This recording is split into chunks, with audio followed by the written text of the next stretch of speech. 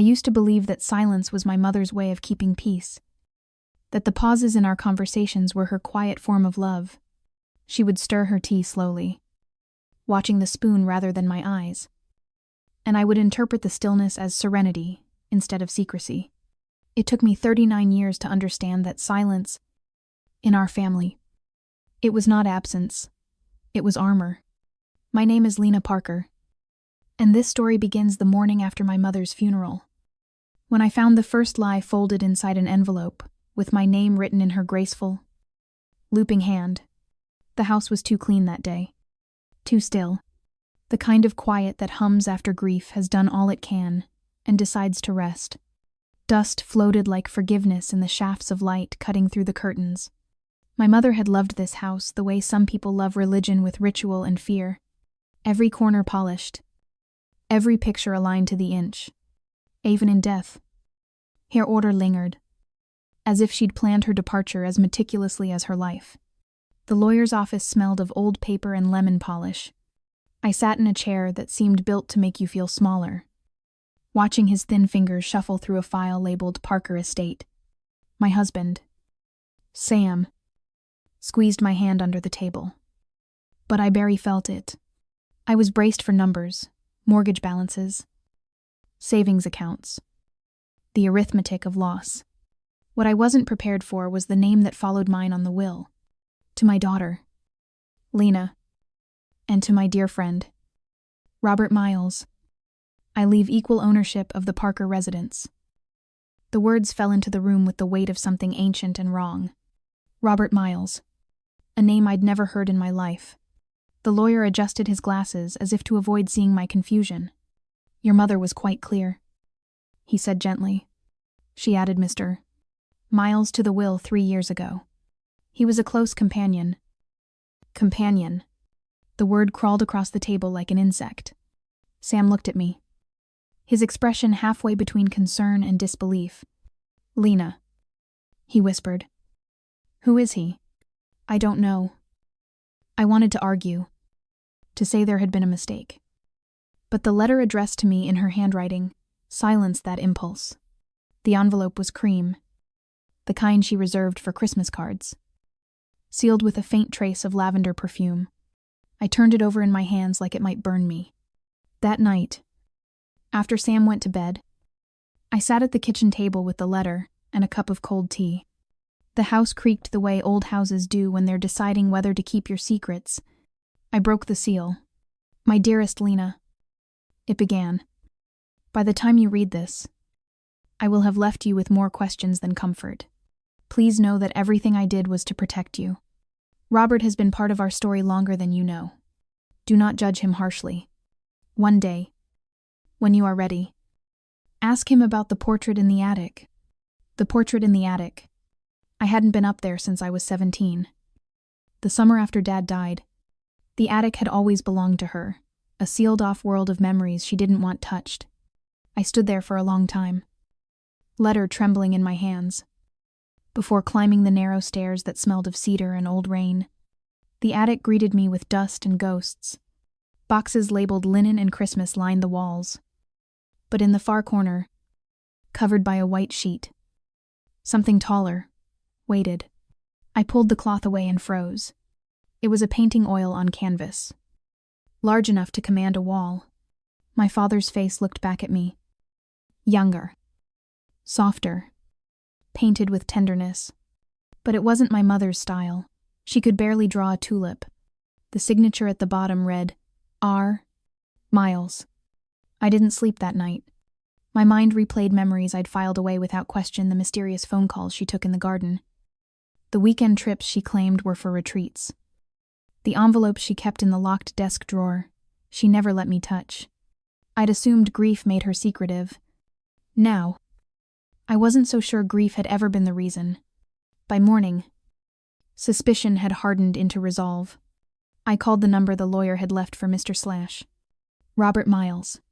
His voice, when it came through the line, was gentle and calm.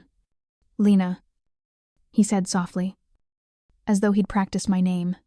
I wondered when you might call. He suggested we meet at a small cafe on the east side of town. I arrived early, nervous, watching every man who entered like he might carry my mother's past in his eyes. When he finally walked in, I recognized him before he even spoke. There was something familiar about the tilt of his head, the quiet confidence in his posture. He was in his 60s, silver-haired but not frail. His eyes, the same deep hazel as my father's. "You look just like her," he said, sitting down across from me. Same determination. Same questions. I wanted to be polite, but my voice betrayed me.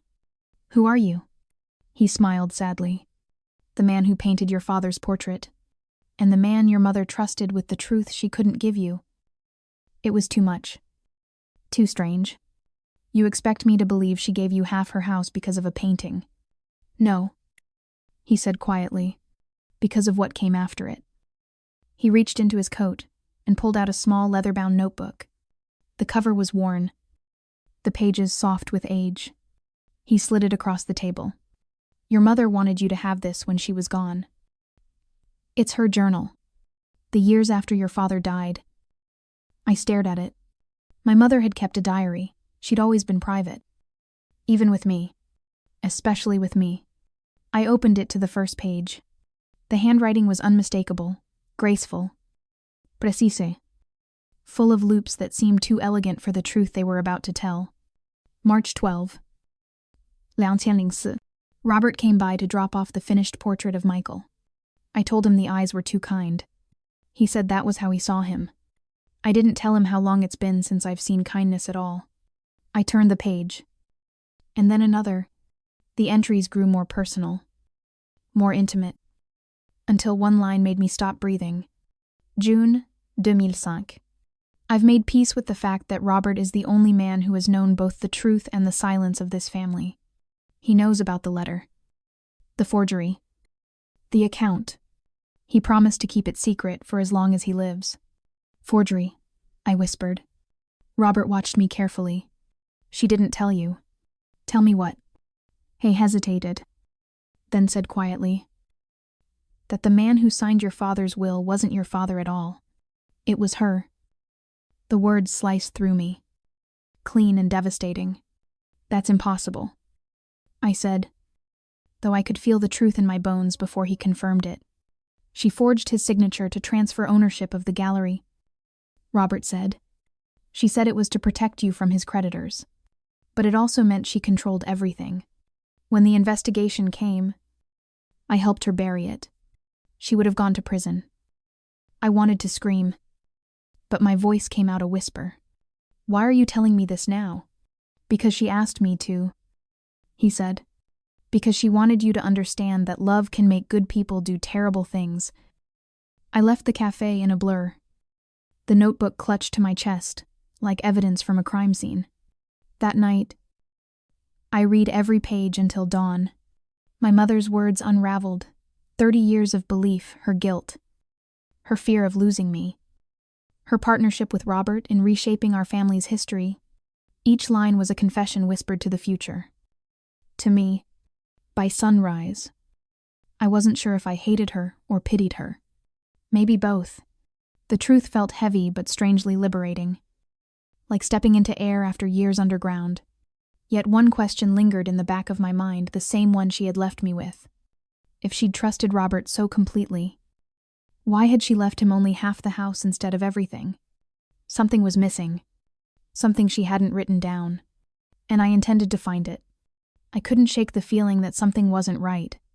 The journal told half a story of guilt, deception, and protection, but it also felt curated, as though my mother had known I would one day read it. Each entry was polished, deliberate, void of the chaos I remembered from those years. She'd hidden emotion behind craftsmanship, and that alone was proof that there was more buried beneath the surface. The attic became my obsession. Every night after work, I'd climb the narrow staircase with a flashlight and the journal in my pocket, tracing her handwriting with my thumb as if I could summon honesty from the ink. The portrait of my father seemed to watch me, his painted eyes patient and knowing. The more I looked at it, the more I realized it wasn't just a likeness, It was an apology. The artist, Robert Miles, had painted my father with a love that didn't belong to blood or obligation. It was admiration. It was grief. One night, while searching the trunk at the foot of the painting, I found an old envelope taped beneath a false bottom. Inside were 3 items: a key, a folded document, and a photograph. The key was small and brass, the kind that might open a desk drawer or a lockbox. The document was a certificate of incorporation Parker and Miles Fine Art Restoration. 2006. My breath caught. The 3rd item, the photograph, was of my mother and Robert standing in front of the gallery, smiling like business partners or something more. His arm was draped lightly across her back, his wedding ring gone. I stared at that image for a long time, my stomach turning cold. It explained too much and not enough. The gallery had always been my mother's pride. The one thing she'd clung to after my father's death. She'd rebuilt it from ruin, reopened it under her maiden name, and turned it into the lifeblood of our family. I'd worked there every summer growing up, believing I was helping preserve his legacy. But now I saw it differently. She hadn't just been honoring him, she'd been rewriting him. The next morning, I took the key to the gallery. The smell hit me as soon as I walked in turpentine, linseed oil, and the faint sweetness of varnish. The paintings hung like witnesses, each one holding its breath. I made my way to her old office, the one I hadn't stepped into since her funeral. Everything was exactly as she'd left it: the mahogany desk, the antique lamp, the chair still pushed out just far enough to suggest she'd return any minute. I tried the key in the top drawer. It didn't fit. The second drawer, locked as always, yielded with a click that echoed louder than I expected. Inside were more envelopes, labeled only with dates: 2005, 2008, 2012. I opened the one from 2005. Bank statements, transfers, large sums moving from accounts I didn't recognize into one titled RM Consulting. My pulse quickened. I opened another 2008. The same pattern. Dozens of payments over years. All marked consulting. I knew what consulting was. It was what people wrote when they didn't want to admit what they were paying for. And then there was one final envelope, newer than the others, marked simply with my name. I tore it open and found a single note written in her steady hand. If you're reading this, you've already opened too many doors. I left the truth with him, because I couldn't bear to face what it would do to you. I thought I could contain it. But love is never clean. It leaves stains you can't scrub out, even with time. Go to him. Lena. He owes you the rest. I didn't want to go back to Robert. I wanted to scream at him, to tell him he'd already ruined the image I had of my mother. But I also needed answers. The kind you can't find in ink or numbers. When he opened his door, he looked older, tired in the way guilt ages you. His home was filled with paintings, sketches, unfinished canvases. I could smell turpentine and coffee, the air heavy with color and regret. He seemed to know why I'd come. You found the gallery documents, he said quietly. She paid you for years. I replied, why? What were you to her? He gestured for me to sit. What I was to her changed over time. At first, I was a painter trying to restore a man's memory. Then I became her confidant. Later, her accomplice. And for a short, dangerous moment, her lover. The word lover landed between us like glass shattering. You're lying, I said, though I could see the truth in his eyes. I wish I were, he said softly. She loved your father. But she was lonely. And I made her feel seen. But she never stopped loving him. That's why the portrait mattered so much. It was the last time she let herself look at him without guilt. My throat tightened. She forged his will. I said, you helped her. You destroyed his name. He nodded slowly. She did it to save you. Michael had debts. Deads you never knew about. If she hadn't transferred the gallery, you'd have lost everything. It wasn't greed. It was desperation. I wanted to believe him. I wanted to believe that my mother, the woman who taught me to write thank you notes and return phone calls, hadn't also taught me to inherit lies. But the payments, the secrecy, the shared business, they all pointed to something darker. Why give you half the house? I demanded. Why trust you after all this? He hesitated, then reached for a folder on the table. Because she didn't just leave me the house. Lena, she left me responsibility. There's one more document you haven't seen. The real will. She wrote it 6 months before she died. But she never filed it.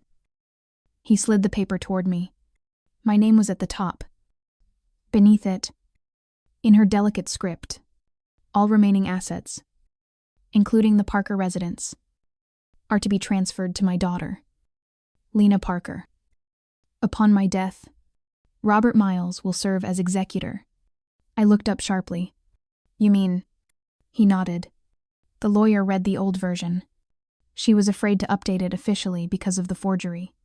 She thought it would trigger an investigation. I stared at the document until the words blurred.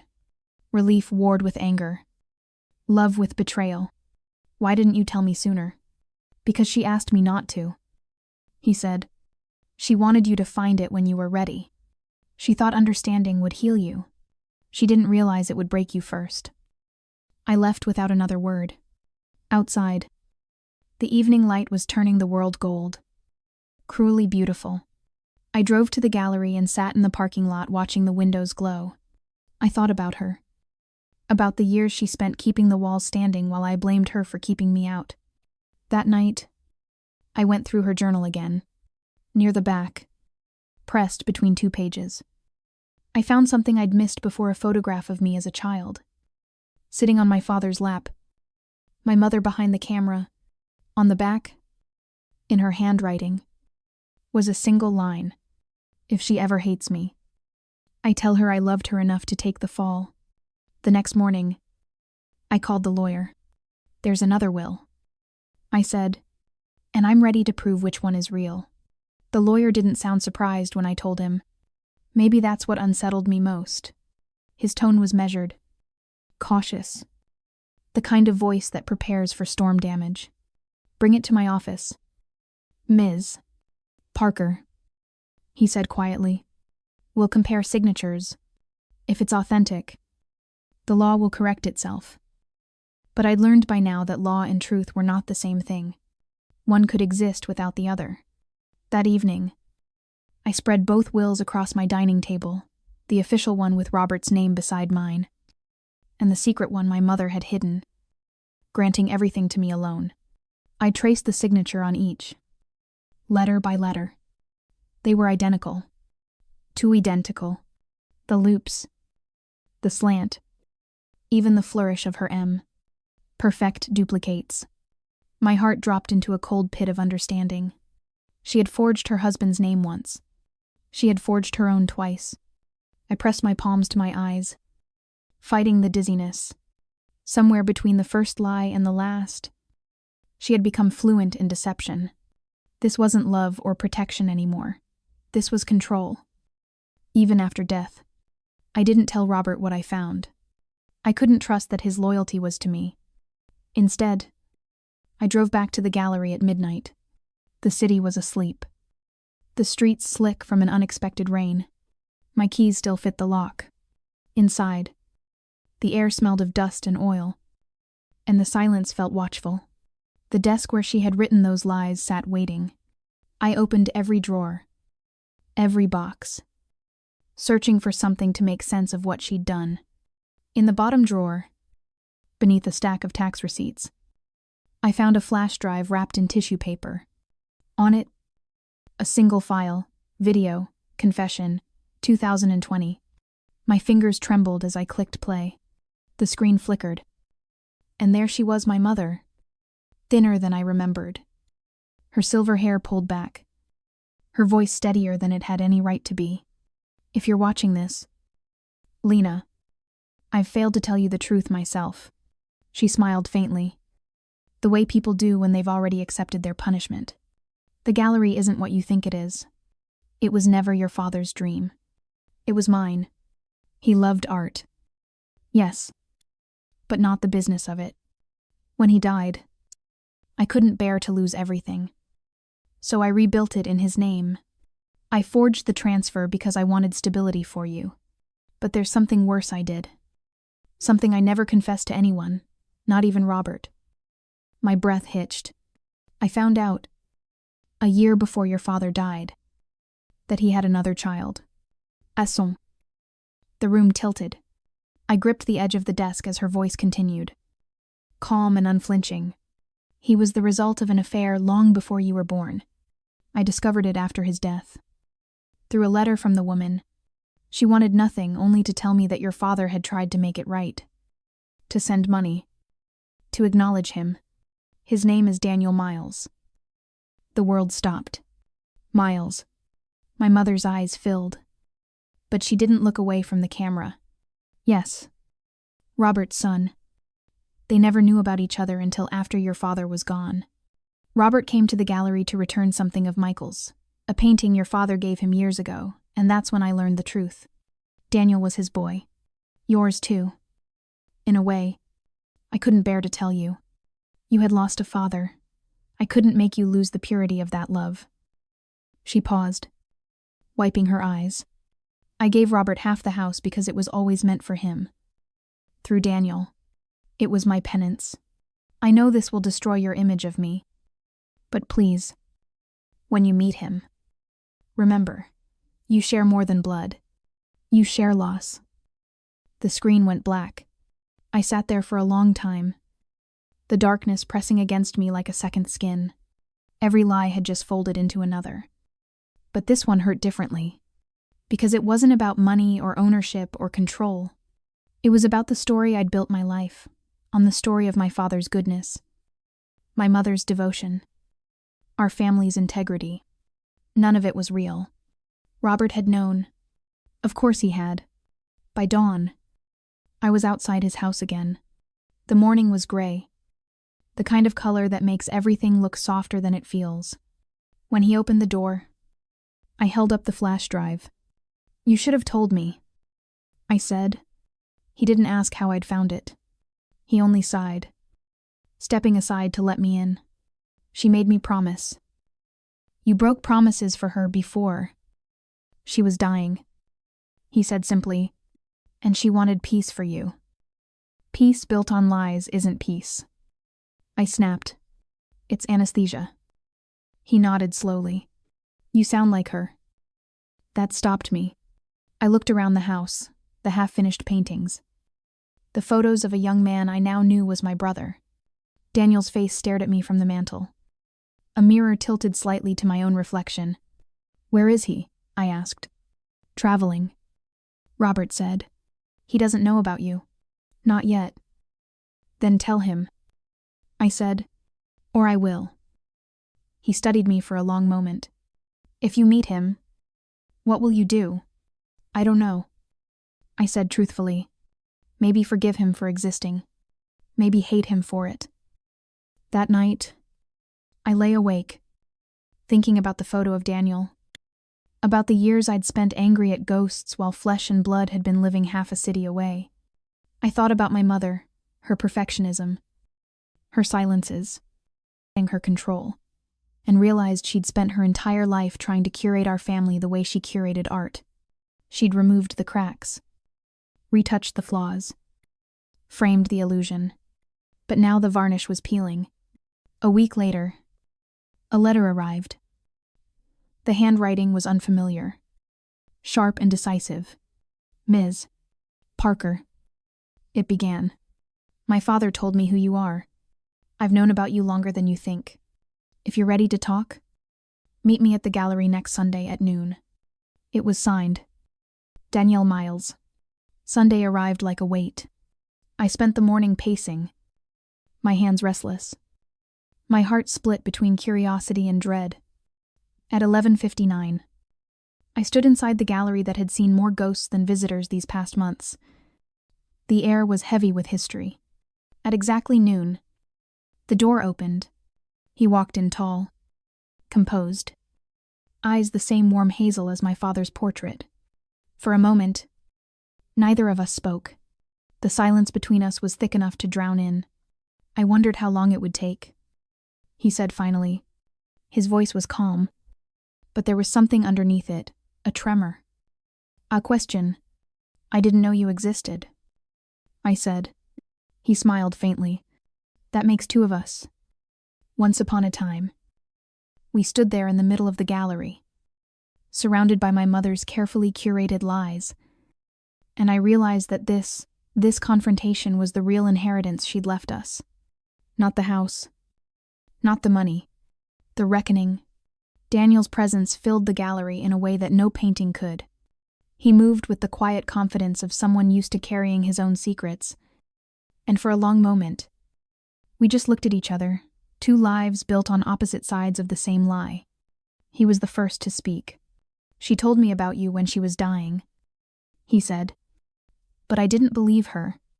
It sounded too much like guilt, pretending to be confession. I didn't believe her either. I admitted.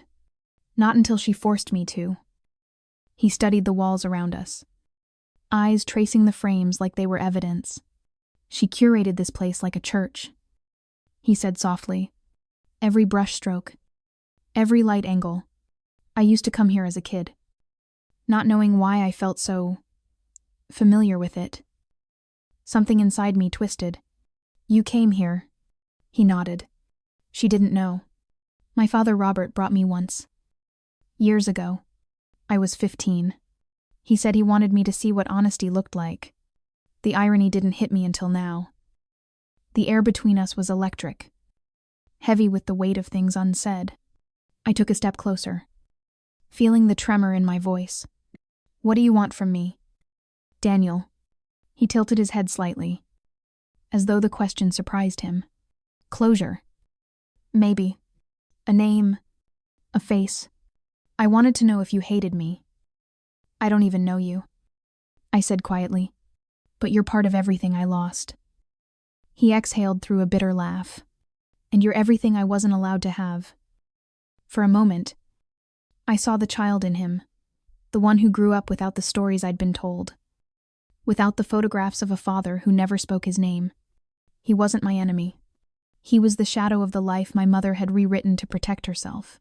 We sat down on the gallery bench, the same one my mother had chosen years ago for guests who needed to rest in the quiet beauty of truth. The irony of that was almost unbearable. She lied to both of us, I said finally, to protect her image, to protect me, to protect you. I don't even know which anymore. Daniel nodded slowly. She loved you. That part I never doubted. I saw it in her eyes when she mentioned your name. But she also loved the illusion of control. Maybe that was her real faith, not in God, not in love, but in her ability to rewrite pain. We talked for hours, the way strangers do when they realize they share the same wound. He told me about his childhood, the years of wondering why his father looked haunted whenever he passed a certain street downtown. The mysterious envelopes that arrived every December. Always unsigned, but always containing exactly enough money to erase a hardship. I thought it was charity, he said. Turns out it was conscience. And I told him about growing up in that immaculate house, the sound of my mother's shoes on polished floors. The way she flinched whenever I asked questions about the past. How she'd freeze when old songs came on the radio. She built a life like a museum. I said, beautiful, controlled. But if you touched anything, it fell apart. At one point, Daniel stood and walked to the portrait of my father. He stared at it for a long time, then said, almost to himself, I can see him in both of us, but I don't know if that's a blessing or a curse. I joined him, standing beside the painting that had started all of this. Maybe both. I said, maybe that's what truth is, the part of the curse that finally sets you free. When he turned to me, his expression had softened. There's one more thing, he said. My father left me something before he died, a sealed envelope. He told me not to open it until I met you. He handed it to me. The paper was yellowed at the edges. The handwriting unmistakably. My mother's. I opened it carefully, my heart pounding in my throat. Inside was a single page. To my children. It began. Children. Plural. If you're reading this, it means you've found each other. That's all I ever wanted. You were both born from love. Though that love took different shapes. I built walls between you because I didn't know how to live with what I'd done. But every lie I told was a bridge waiting to be rebuilt. Don't let my fear define your lives. Forgive me if you can. Not for me, but for yourselves. You share more than blood. You share the right to begin again. There was no signature, just a small heart drawn at the bottom, as if she'd been too afraid to write her name. I don't know how long we stood there after that. Both of us silent, the letter trembling between our hands. When Daniel finally spoke, his voice broke. Do you think forgiveness is that easy? No, I said, but it has to start somewhere. He nodded. Then maybe this is where it starts. We left the gallery together as the sun dipped low, painting the sky the same burnt gold that hung in half the canvases inside. For the first time in months, the air didn't feel heavy. It felt fragile. Yes, but open like a wound that had finally begun to breathe. Over the next few weeks, Daniel and I spoke often, slowly. The distance between us turned into something like understanding. He told me about his plans to leave the city, to travel, to start painting again. I think I inherited more from my father than I thought, he said once, smiling in that half-familiar way. And I, for the first time, felt ready to let go, not just of the lies, but of the anger that had bound me to them. On the anniversary of my mother's death, I stood in the gallery alone. The air was quiet, sun streaming through the tall windows. I'd made a decision. The house, the one she had split between me and Robert, I was donating it. Half to an art scholarship under her name, half to a charity that restored neglected homes for struggling families. She'd built her life on preservation. I would build mine on release. As I locked the gallery door for the last time that night, I whispered to the shadows, "You don't own me anymore." The echo came back softer, like a voice from the past finally agreeing. If you've stayed with me through this story, through the inheritance of lies and the slow resurrection of truth, then maybe you understand something I learned too late. Sometimes family isn't what you inherit, but what you decide to forgive. If this story touched you, if it reminded you of a truth you've been too afraid to face, share it, like it. Tell me in the comments who you had to forgive to find peace. And don't forget to subscribe, because every story we tell brings us a little closer to the truth we owe ourselves.